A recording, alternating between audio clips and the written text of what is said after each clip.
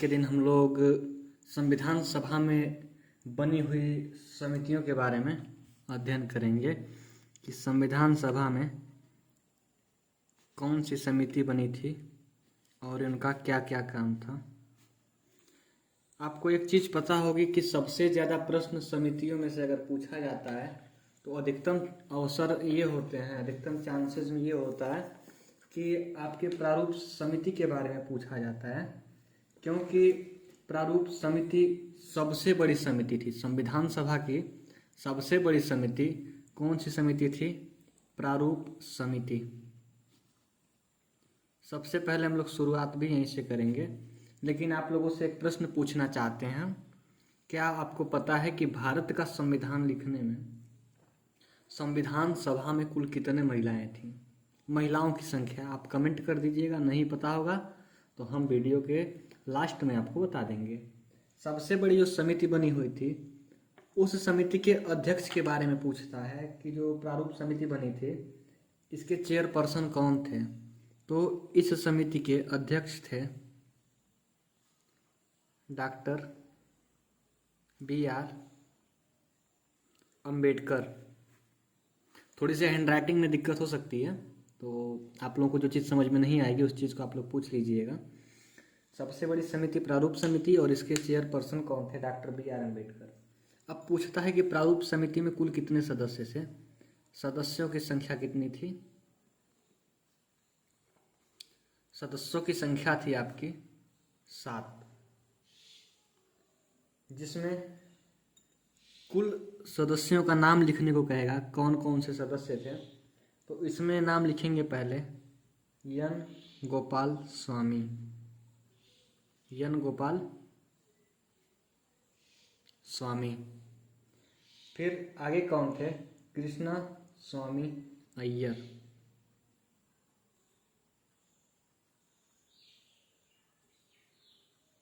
स्वामी अय्यर। अगले कौन थे? जो अगले सदस्य थे वो थे K.M. मुंशी।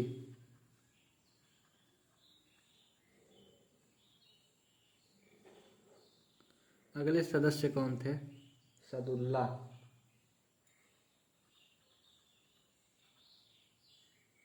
फिर अगले सदस्य थे इसके B.L. मिश्रा, लेकिन ये बीमार हो गए। जो B.L. मिश्रा थे, B.L. मिश्रा, इनके बीमार होने की वजह से इससे क्या हुआ कि जब प्रारूप समिति बनी थी उसमें 7 सदस्यों में थे जो B.L. मिश्रा थे, ये बीमार हो गए और इनकी स्थान पर एन माधव राव आए थे। एन माधव राव आए थे। अगले सदस्य थे D.P. खेतान।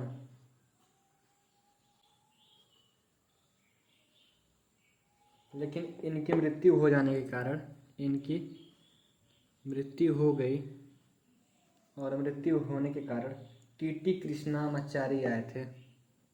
T.T. कृष्णामाचारी आए थे। अब आप गिन सकते हैं कि प्रारूप समिति में कुल कितने सदस्य थे। 1 2 3 4 5 6 और ये डॉक्टर B.R. अम्बेडकर 7। कुल मिलाकर के प्रारूप समिति में सदस्यों की संख्या कितनी हो गई? 7 हो गई। आगे देखेंगे जो समितियां बनी हुई थी उसमें बहुत ज़्यादा जरूरी कुछ नहीं है, लेकिन हो सकता है कि आपसे समिति का नाम दे करके और उस समिति के अध्यक्ष के बारे में पूछ लें। तो एक आपकी नियम समिति बनी थी, नियम समिति, रूल कमेटी। आपकी नियम समिति बनी थी। नियम समिति के अध्यक्ष कौन थे? डॉक्टर राजेंद्र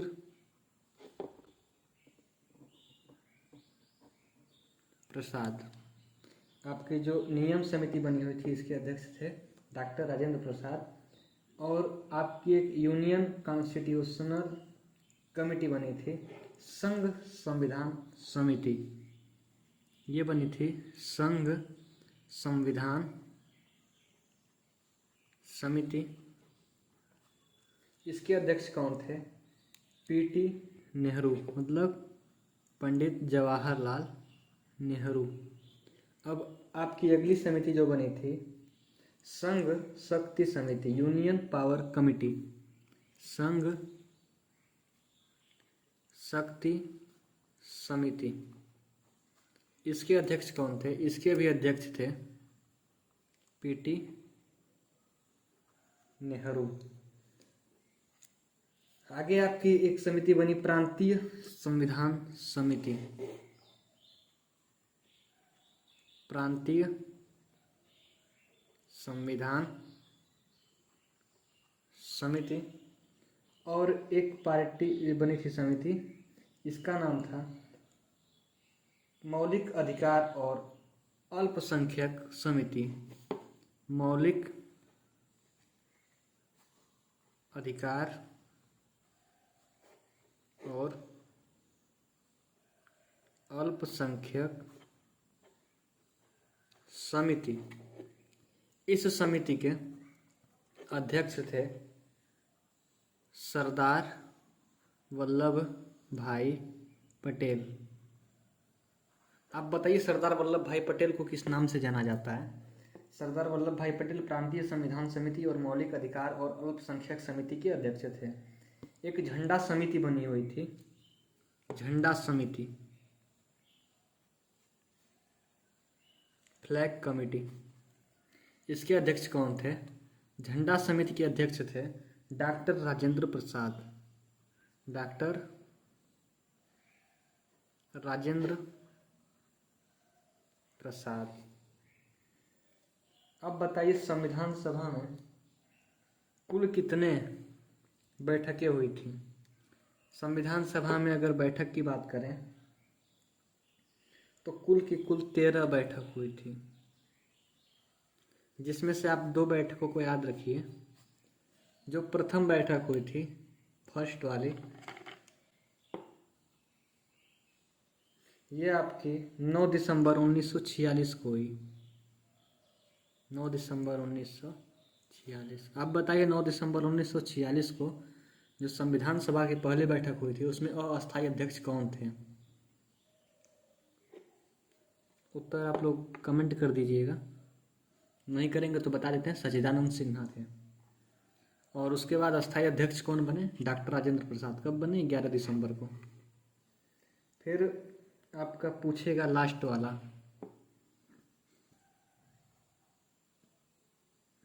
लास्ट वाला बैठक कब हुआ था? लास्ट वाला बैठक हुआ था 24 जनवरी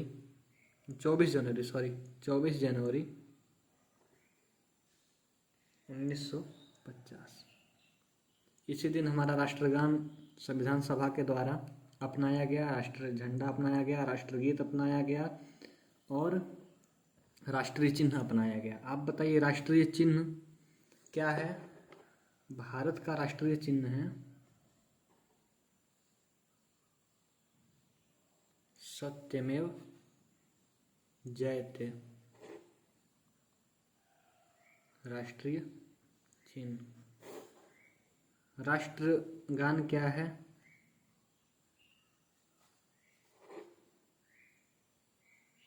जन गण मन। राष्ट्रगीत क्या है? राष्ट्रगीत वंदे मातरम। और राष्ट्रध्वज क्या है?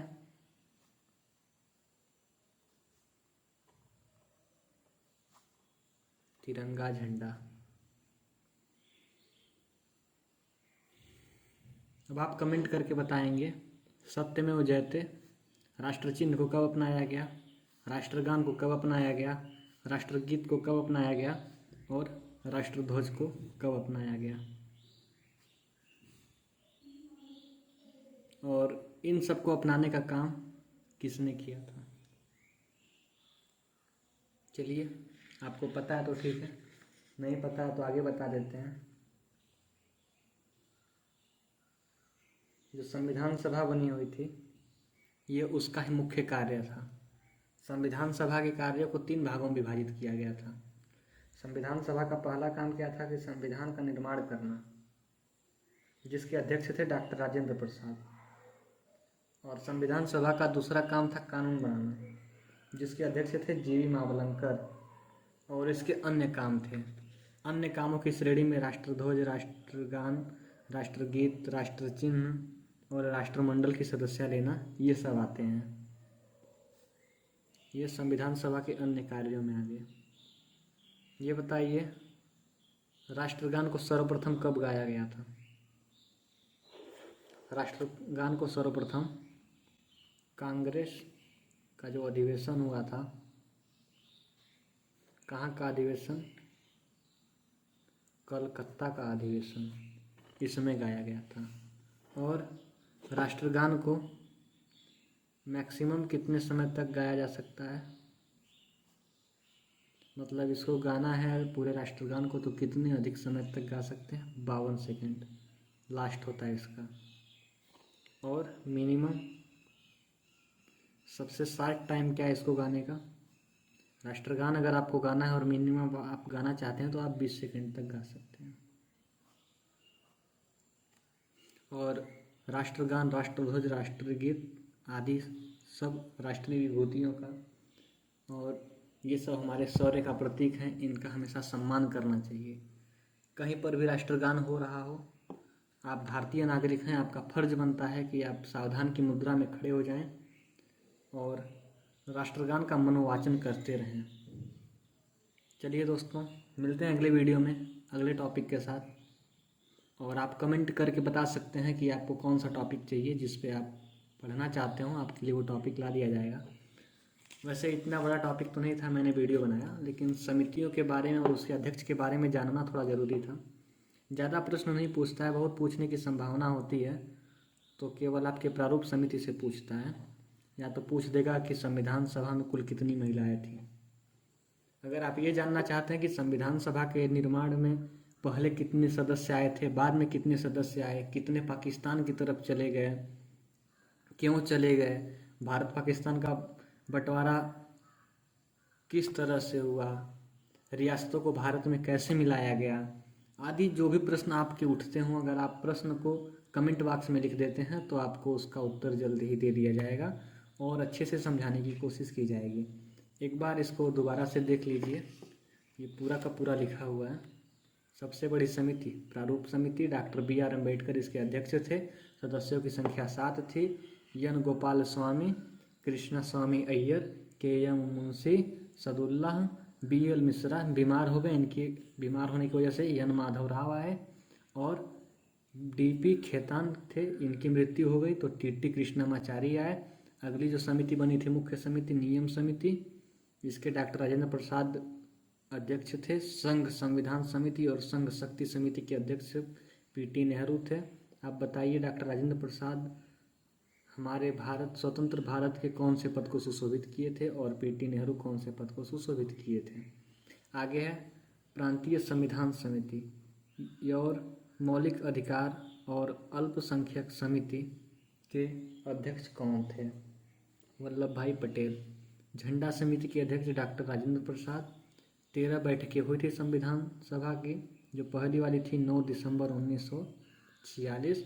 लास्ट वाले कौन थी? 14 जनवरी 1950। सत्यमेव जयते क्या है? राष्ट्रीय चिन्ह है। राष्ट्रगान क्या है? जन गण मन है। राष्ट्रगीत क्या है? वंदे मातरम। राष्ट्रध्वज क्या है? तिरंगा झंडा। इन सबको कब अपनाया गया? 24 जनवरी को संविधान सभा के द्वारा इसको एक्सेप्ट कर लिया गया। राष्ट्रगान को अधिकतम कितने समय तक गाया जा सकता है? 52 सेकेंड तक। सबसे लॉन्ग टाइम होता है 52 second. Minimum time, short time कितना होता है? 20 सेकेंड तक गा सकते हैं। चलिए दोस्तों, फिर मिलेंगे। धन्यवाद।